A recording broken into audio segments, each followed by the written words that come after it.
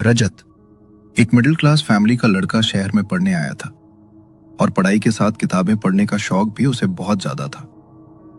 उसके कॉलेज के पास एक बुक एग्जीबिशन लगा था, तो वो अपने दोस्त के साथ उस एग्जीबिशन में चला गया। वहां पर दुनिया भर से बड़े बड़े लेखकों की किताबों को प्रदर्शित किया गया था, मगर रजत का ध्यान एक किताब ने खींच लिया। ऐसा कैसे हो सकता है? एग्जीबिशन में इस किताब को प्रदर्शित किया है और इसके लेखक के बारे में किसी को पता ही नहीं। ऐसा कौन गुमनाम लेखक आ गया जिसे अपनी प्रसिद्धि ही नहीं चाहिए? बात तो थोड़ी अजीब है यार। आजकल तो लोग फेमस होने के लिए न जाने क्या क्या करते हैं, और यहाँ ये किताब एग्जीबिशन में आई है और लेखक साहब को अपना नाम बताना ही नहीं है। देखूं तो सही, ऐसा क्या लिखा है इस किताब के अंदर?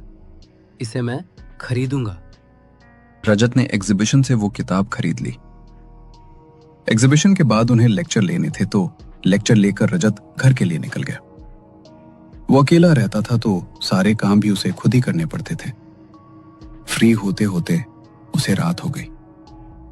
वो सोने के लिए जा ही रहा था, तभी उसे वो किताब याद आई और वो उसे पढ़ने के लिए बैठ गया। मगर जैसे ही उसने उसका पहला पन्ना खोला, उसे कुछ अजीब सा लगा। किताब के पहले पन्ने पर ही किसी राक्षस का चित्र बना हुआ था और एक बहुत ही विचित्र मंत्र, जो उसने अपने पूरे जीवन में कभी नहीं सुना, लिखा हुआ था। उसने जैसे ही उस मंत्र को पढ़ा तो उसे बेचैनी और घबराहट होने लगी और उसने उस किताब को बंद करके वापस रख दिया। कैसी अजीब सी किताब है ये। न जाने क्या मंत्र लिखा था। सर में दर्द हो गया मेरे। रजत वहां से उठकर अपने बिस्तर पर जाने लगा। तभी अचानक से खिड़की खुली और तेज हवा से वो किताब अपने आप खुल गई और एक पन्ने पर जाकर रुक गई, जो किताब का पहला पन्ना था। मगर वो पन्ना उस पन्ने से अलग था जो अभी थोड़ी देर पहले रजत ने पढ़ा था। अभी तो इस किताब के पहले पन्ने पर कुछ और लिखा था, अब ये क्या लिखा है? ये किताब तुम्हारी इच्छा पूर्ति के लिए बनाई गई है। तुम्हारी जो इच्छाएं कोई पूरी नहीं कर सकता, वो ये किताब कर सकती है। इसे पढ़ने के लिए इसकी विधि पूरी करो, ये तुम्हारी जिंदगी बदल देगी। लगता है कोई मजाक कर रहा है, लेकिन इस किताब में कुछ अजीब तो जरूर है। अगर सचमुच ये मेरी इच्छाएं पूरी कर सकती है, तो एक बार इसकी विधि पढ़ने में क्या बुराई है? रजत ने विधि का पन्ना खोला, मगर जैसे जैसे उसने उस विधि को अंत तक पढ़ा, तो उसने उस किताब को बंद करके अपने ड्रॉअर में रख दिया और हांफता हुआ अपने बिस्तर पर जाकर लेट गया। ये किताब तो बलियां मांगती है। नहीं, मैं अपनी इच्छाएं पूरी करने के लिए किसी की बलि नहीं दे सकता, लेकिन मुझे अपने परिवार के लिए बहुत कुछ करना है। खूब सारा पैसा चाहिए मुझे, और ईमानदारी से तो मैं कुछ नहीं कमा पाऊंगा। पिताजी पूरी जिंदगी ईमानदारी से जिए, क्या ही कमा पाए। उनके आखिरी समय में दवाई के भी पूरे पैसे नहीं थे उनके पास। मैं ऐसी जिंदगी नहीं जीना चाहता। एक जानवर की ही तो बलि देनी है, दे दूंगा। रजत ने अपनी पूरी जिंदगी में कभी मांस को छुआ भी नहीं था, लेकिन इंसान का लालच उससे कुछ भी करा सकता है। उसने किताब में लिखी विधि के अनुसार रात के ठीक 12 बजे अपने कमरे में एक गोल घेरा बनाया और अपनी उंगली पर चीरा लगाकर उस घेरे के चारों तरफ उसमें अपने रक्त का छिड़काव किया। उसने वहां पर एक यज्ञ कुंड जलाया और अपनी हर उंगली पर चीरा लगाकर खून की बूंदों को उसके भीतर टपकाता गया। किताब में कुछ मंत्र लिखे गए थे, जिनका उच्चारण वो बहुत ही धीमी आवाज में कर रहा था। मंत्र पूरे करने के बाद उसने अपने पास में रखी टोकरी से कपड़ा हटाया। उसके भीतर एक बिल्ली लेटी हुई थी, जिसके खाने में उसने नींद की दवाई मिला दी थी।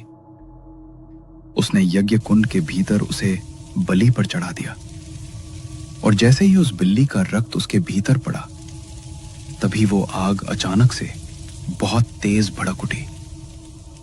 किताब में लिखे अनुसार रजत ने एक कागज पर अपनी इच्छा लिखकर वहां रखी हुई थी। जैसे ही वो आग भड़की, रजत ने अपनी इच्छा लिखे हुए उस कागज को आग के भीतर प्रज्वलित कर दिया। मगर रजत ने जो किया था अब उसके हाथों के साथ साथ उसका पूरा शरीर भी बुरी तरह कांप रहा था।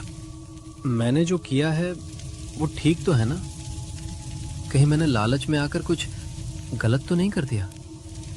और अगर इस किताब ने मेरी इच्छा पूरी नहीं की तो क्या होगा?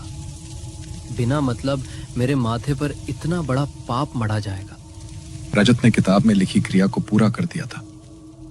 वो परेशान होकर उस घेरे से उठा और नहाकर अपने बिस्तर पर जाकर लेट गया। सुबह जब वो उठा तो उसे अपने दरवाजे पर एक दस्तक सुनाई दी। उसके घर कभी कोई आता नहीं था, क्योंकि वो किराए पर एक छोटा सा रूम लेकर रहता था और अपने हालात वो किसी को दिखाना नहीं चाहता था। इतनी सुबह सुबह दरवाजे पर कौन आ गया?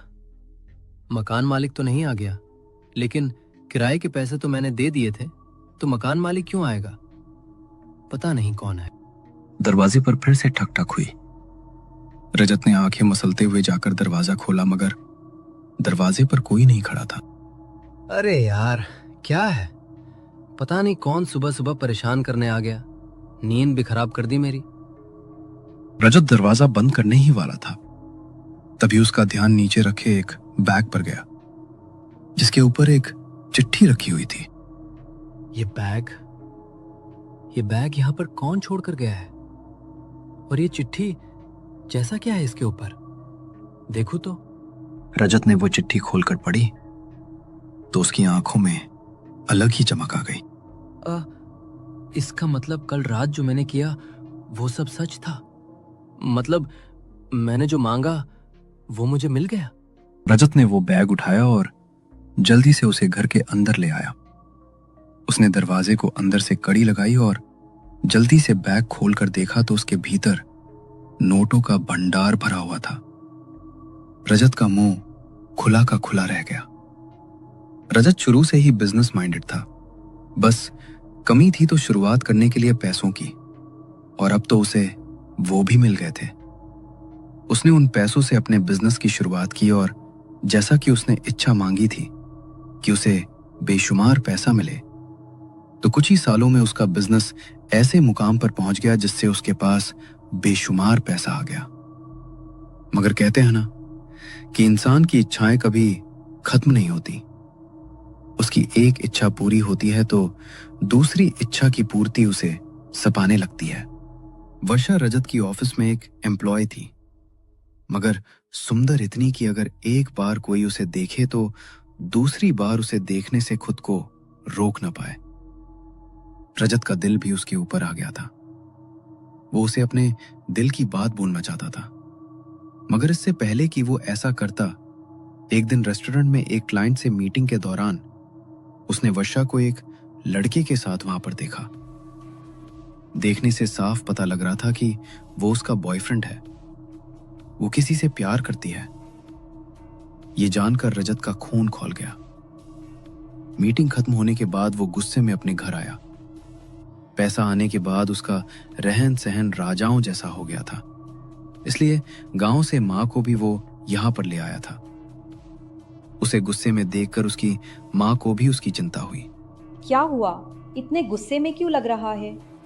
मीटिंग के लिए गया था ना तू? काम नहीं बना क्या? नहीं माँ, ऐसा कुछ नहीं है। बस आज सर में थोड़ा दर्द हो रहा है। तुम चिंता मत करो, शावर लेकर थोड़ी देर आराम करूंगा तो ठीक हो जाऊंगा। बाकी तुम बहुत दिन से कह रही थी ना कि तुम्हें मौसी से मिलने जाना है, तो आज ड्राइवर तुम्हें ले जाएगा। मौसी को फोन करके बता दिया है मैंने। रजत ने अपनी मां को आज रात के लिए घर से भेज दिया। रात को खाना खाने के बाद उसने अपनी अलमारी खोली और फिर से उस किताब को बाहर निकाला। उसी तरह गोल घेरा बनाकर उसके चारों तरफ उसने अपने रक्त की बूंदों को टपकाया। उसके बगल में एक बंधी हुई बकरी रखी थी। उसने किताब में लिखे हुए मंत्रों को पढ़ा और मंत्र पूरे होते ही उस बकरी की बलि उस यज्ञ कुंड में चढ़ा दी। उसका रक्त कुंड में पड़ते ही अग्नि भड़क उठी और रजत ने अपनी इच्छा लिखा हुआ कागज आग के भीतर प्रज्वलित कर दिया। क्रिया पूरी होते ही उसके चेहरे पर मुस्कान आ गई। वो नहाकर अपने बिस्तर पर जाकर सो गया। अगली सुबह वो ऑफिस गया तो वर्षा ऑफिस नहीं आई थी। अगले 1 महीने तक वो ऑफिस नहीं आई। और किसी को उसके बारे में कोई खबर भी नहीं थी, ना ही उसका नंबर लग रहा था। तभी 1 महीने बाद वर्षा ऑफिस आई तो पता चला कि 1 महीने पहले एक एक्सीडेंट में उसके बॉयफ्रेंड की मौत हो गई। ये सुनकर रजत के चेहरे पर एक शैतानी हंसी छा गई और धीरे धीरे वर्षा रजत के करीब आ गई और कुछ ही महीनों में ही रजत ने उससे शादी कर ली। उसे लगा कि उसे अब सोने के अंडे देने वाली मुर्गी मिल रही है। वो जो चाहे उस किताब से मांग सकता है, मगर इस दुनिया में कुछ भी मुफ्त में नहीं मिलता। हर चीज की कीमत इंसान को चुकानी ही पड़ती है। ये बात शायद रजत समझ नहीं पा रहा था। रजत के पास जो होना चाहिए था, उसके पास वो सब था। इसलिए बहुत समय से उसने उस किताब को खोलकर देखा ही नहीं था और ना ही कोई अच्छा मांगने का अब उसका मन था। तभी एक रोज उसकी माँ की तबीयत बहुत खराब हो गई। उन्हें जानलेवा बीमारी हो गई और वो बीमारी के ऐसे स्टेज पर थी जहां पर हर बड़े से बड़े डॉक्टर ने उनका इलाज करने से मना कर दिया, क्योंकि वो चाहकर भी उन्हें ठीक नहीं कर सकते थे। रजत के जीवन में अब ऐसी स्थिति आकर खड़ी हो गई थी कि किताब से इच्छा मांगने के अलावा उसके पास दूसरा कोई चारा नहीं था। वो किताब उसकी बस 4 इच्छाएं पूरी कर सकती थी। 2 इच्छाएं वो पहले ही पूरी करवा चुका था। तीसरी इच्छा के लिए उसने तीसरी इच्छा का पन्ना खोला, मगर अपनी तीसरी इच्छा के लिए उसे जिस चीज की बलि देनी थी, उसके बारे में जानकर उसके पैरों तले से जमीन खिसक गई। क्या? इसका मतलब मुझे मेरी माँ की जान बचाने के लिए किसी इंसान की बलि देनी होगी? नहीं, मैं ऐसा नहीं कर सकता। मैं किसी इंसान की जान नहीं ले सकता। ये कैसी परिस्थिति में फंस गया मैं? अगर मैंने किसी इंसान की बलि दे दी तो उसका बोझ हमेशा मेरे सीने पर रहेगा, और अगर मैंने ऐसा नहीं किया तो हमेशा इस बात का अफसोस रहेगा कि मेरे पास मेरी माँ को बचाने का ऑप्शन था, लेकिन मैंने उन्हें बचाया नहीं। अब रजत बुरी कश्मकश में फंस चुका था कि आखिर वो करे तो क्या करे। मगर इंसान अंत में अपने और अपनों के बारे में ही सोचता है। उसके घर में गोपाल नाम का एक नौकर काम करता था। उसने गोपाल को शरबत बनाकर दिया, जिसमें उसने नींद की दवाई मिलाई थी। गोपाल बेहोश हो गया और रजत ने क्रिया शुरू करके गोपाल को भी बलि पर चढ़ा दिया और उसके बचे हुए मांस को उसने कुत्तों को खिला दिया। गोपाल की पूछताछ करने के लिए उसके परिवार में कोई नहीं था, इसलिए कभी रजत इस मामले में फंसा ही नहीं। और जैसा कि वो किताब हर बार उसकी इच्छा पूरी कर देती थी, इस बार भी उसने उसकी इच्छा को पूरा कर दिया और कुछ ही महीनों में उसकी मां बिल्कुल स्वस्थ हो गई। लेकिन रजत का मन अंदर से खुश नहीं था। उसे अपनी मां के ठीक होने की खुशी तो थी, मगर उन्हें ठीक करने के लिए उसे जो करना पड़ा, उसका बोझ उसके मन से मिट नहीं रहा था। कुछ भी हो जाए, मगर आज के बाद इस किताब से किसी इच्छा की पूर्ति नहीं कराऊंगा। वैसे भी एक ही इच्छा मांग सकता हूं मैं इससे, वो भी नहीं मांगूंगा। इसने मेरी इच्छाएं तो पूरी कर दी, मगर मुझे ऐसे बोझ के अंदर डाल दिया कि अब मैं खुद को माफ नहीं कर पा रहा। मगर अब बात रजत के हाथों से बहुत ज्यादा निकल चुकी थी। रजत ने वो किताब जब शुरू की तो उसने उस किताब को बस उतना ही पढ़ा जितना पढ़ने की उसे जरूरत थी। मगर उस किताब के आखिरी पन्ने पर कुछ ऐसा लिखा था जिसे अगर वो पढ़ लेता तो शायद कभी उससे अपनी कोई इच्छा पूरी ना करवाता। मगर वो किताब यही तो चाहती थी, और अब ऐसी एक परिस्थिति उसके जीवन में उत्पन्न होने वाली थी कि ना चाहते हुए भी उसे उस किताब की जरूरत पड़े। उसकी शादी को 2 साल बीत गए थे और 2 साल बाद उनके घर में अब खुशियां दस्तक देने वाली थी। वर्षा गर्भ से हुई। उसकी प्रेगनेंसी में रजत और उसकी मां ने उसका बहुत ध्यान रखा। प्रेगनेंसी के 7वें महीने में वर्षा की गोद भराई की रस्म भी हुई। मगर प्रेगनेंसी के 8वें महीने में एक दिन वर्षा सीढ़ियों से गिर गई। वो दर्द से जोर जोर से चीख रही थी। रजत की मां नौकरों के साथ उसे अस्पताल लेकर गई और रजत को उन्होंने इस बारे में इन्फॉर्म किया। रजत दौड़ता हुआ अस्पताल पहुंचा। डॉक्टर, मेरी वाइफ और मेरा बच्चा ठीक तो है ना? उन्हें कुछ हुआ तो नहीं डॉक्टर? देखिए, आपकी वाइफ को बहुत ज्यादा ब्लीडिंग हो चुकी है और अभी हम आपको कुछ भी नहीं बता सकते। उनकी कंडीशन बहुत क्रिटिकल है। अभी उन दोनों में से किसी एक को बचाना भी हमारे लिए मुश्किल है। आप भगवान से प्रार्थना कीजिए कि सब ठीक हो। ये बोलकर डॉक्टर तो ओटी में चले गए, मगर रजत और उसकी मां की हिम्मत बिल्कुल टूट गई। अब रजत के जीवन में ऐसी स्थिति आकर खड़ी हो गई थी जिसमें उसके पास उस किताब से इच्छा मांगने के अलावा दूसरा कोई चारा नहीं था। वो अस्पताल से बाहर गया और फुल स्पीड में अपनी गाड़ी भगाते हुए घर पहुंचा। ये उसकी चौथी इच्छा थी और वो किताब उसकी ये आखिरी इच्छा पूरी कर सकती थी। उसमें चौथी इच्छा का पन्ना खोला, मगर पन्ने पर यह लिखा ही नहीं था कि अपनी चौथी इच्छा पूरी करने के लिए उसे बलि स्वरूप क्या देना होगा। इस पर तो लिखा है कि जब मैं मंत्र पूरे करके अपनी इच्छा का कागज यज्ञ कुंड में जला दूंगा, उसके बाद मुझे पता चलेगा कि मुझे उसके लिए किस चीज की बलि देनी है। लेकिन अगर इसने फिर से किसी इंसान की बलि मांगी तो? नहीं, अभी मेरे पास ये सब सोचने का समय नहीं है। मुझे वर्षा और अपने बच्चे को बचाना है, फिर उसके लिए चाहे मुझे किसी की भी बलि देनी पड़े। रजत ने जल्दी से वहां पर वो घेरा और यज्ञ कुंड तैयार किया। उसने मंत्र पढ़कर क्रिया को पूरा किया और अपनी इच्छा का कागज लिखकर उसके भीतर जला दिया। तभी किताब में चौथी इच्छा वाला वो पन्ना अपने आप खुल गया और उसके ऊपर खुद ब खुद कुछ शब्द उकेरे जाने लगे, जिन शब्दों को पढ़कर रजत के पैरों तले से जमीन खिसक गई। उन शब्दों को पढ़ते हुए उसकी जीभ लड़खड़ाने लगी। ये क्या लिखा है इस किताब के अंदर? नहीं, ये सच नहीं हो सकता। ये तो मुझसे मेरी ही बलि मांग रही है। लेकिन मैंने अगर अब खुद को बलि पर नहीं चढ़ाया तो मेरा बच्चा और मेरी वर्षा भी नहीं बचेंगे। नहीं, मैं अपनी बीवी और बच्चे को मरने नहीं दूंगा, नहीं मरने दूंगा। रजत ने वहां पर रखा छुरा उठाया और खुद की बलि यज्ञ कुंड में चढ़ा दी।